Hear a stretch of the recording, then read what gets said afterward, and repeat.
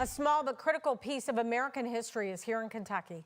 On some farmland in Georgetown sits the last standing structure of the Choctaw Academy, the nation's first federally controlled Native American boarding school. For more than a decade, Dr. Chip Richardson has worked to save it. As Megan Mannering shows us, a remarkable discovery could help bring new support and attention to the site. Worn and weathered, the Choctaw Academy looks like just another old building in the countryside, but this was once at the center of U.S. history. The Native Americans in 1825 were really struggling with what's going to happen to us. And very wise tribal chiefs decided that education was the way out. The Choctaw Academy, established that year on U.S. Vice President Richard M. Johnson's Scott County farm, was the first federally controlled boarding school for Native Americans. It followed a treaty in which the Choctaw secured a perpetual $6,000 annual education fund from the federal government. For more than a decade, Dr. Chip Richardson has worked to preserve what's left. He acknowledges the complicated history of Native American boarding schools, but says the Academy's role in American history must be remembered. And as much as, towards the end, the natives felt it was being mismanaged and that's why they pulled support for it, I think that the degree of impact that this left was immeasurable.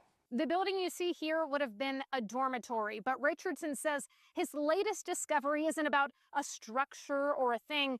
It's about a person who studied at Choctaw Academy and went on to do incredible things.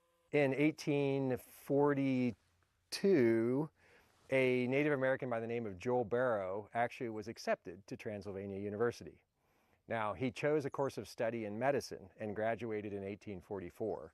What's really interesting about Joel Barrow is that Joel Barrow not only defended his thesis, but he went back to his tribe in 1848 to serve them as a physician. And I have proof of that in a newspaper article that I found. Records point to few Native American physicians with a college medical degree from that era. With help from author Christina Snyder, Richardson traced Joel Barrow's story, known as Arkmuggy to his Potawatomi people, and confirmed it through the Choctaw Nation's historical preservation officer, including an article announcing him as a tribal doctor. As we're announcing this individual, Joel Barrow, as a servant to the tribe in the capacity of physician, and he went to Choctaw Academy and graduated Transylvania.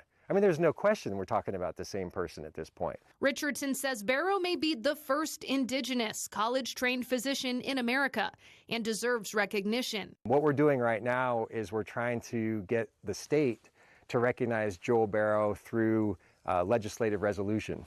And then I hope that opens the door for, more public interest in this story. For Richardson, that attention is urgent as the Choctaw Academy continues to deteriorate. I've been looking for a long time to get an angel to help save the Choctaw Academy, because I don't think that there's probably a more important place in antebellum America. And you can donate to the restoration of the Choctaw Academy through the Bluegrass Community Foundation. Just go to the website listed now on your screen.